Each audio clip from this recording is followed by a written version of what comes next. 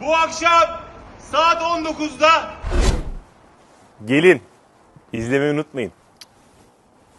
Bu akşam saat 7'de Kanal 7 ekranlarında bizi izlemeyi unutmayın. bu akşam çok güzel bir bölüm var. Kaçırmayın. Kaçırmayın.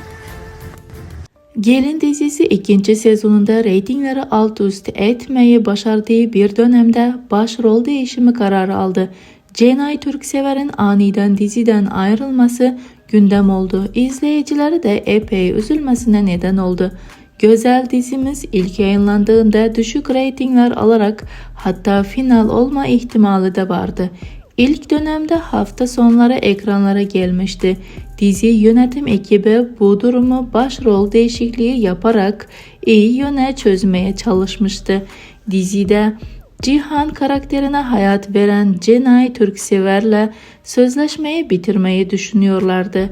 Tabii ki de Cenay Türksever bu durumu farkına vardı ve yaz tatilinde profesyonel kişilerden oyunculuk dersleri alarak kendisini geliştirmiş oldu ve bu süreçte Tayla Çelebi yani dizimizin hançeri Cenay Türksever'in yanında en büyük destekçisi oldu ve ikinci sezona Cenay Türksever bambaşka karizmatik duruşuyla ekranlara dönmüş olması reytingleri çok yükselmesine sebep olmuştu.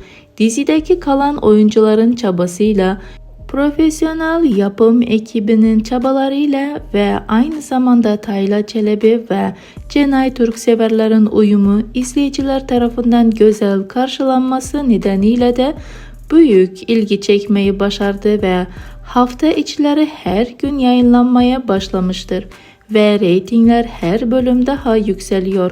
Şu anda ise Cenay Türksever'in ayrılacağı söz konusu bile olamaz.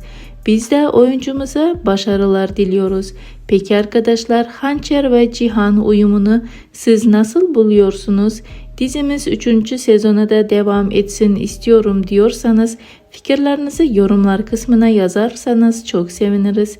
Bu sayede dizi ekibine ve yönetmene bilgilerimizi iletmiş oluruz.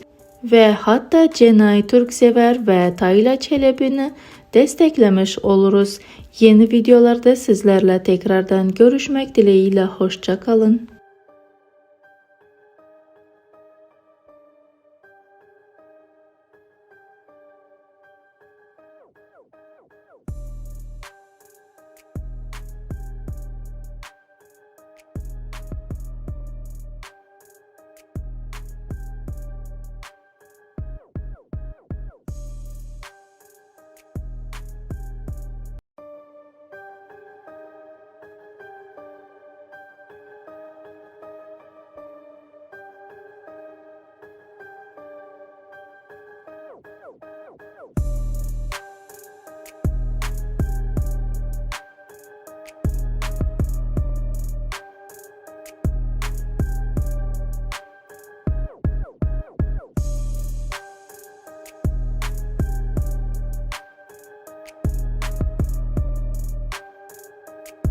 Mutluyuz, çok heyecanlıyız. Gerçekten ilk bölümü dün gibi hatırlıyoruz. Çok fazla emek var, çok fazla çalışma var. Birbirinden güzel insanlarla, birbirinden güzel bir ekiple bugünlere gelebilmek çok gururlandırıcı ve çok duygulandırıcı açıkçası. Talya'nın söylediklerine katılıyorum.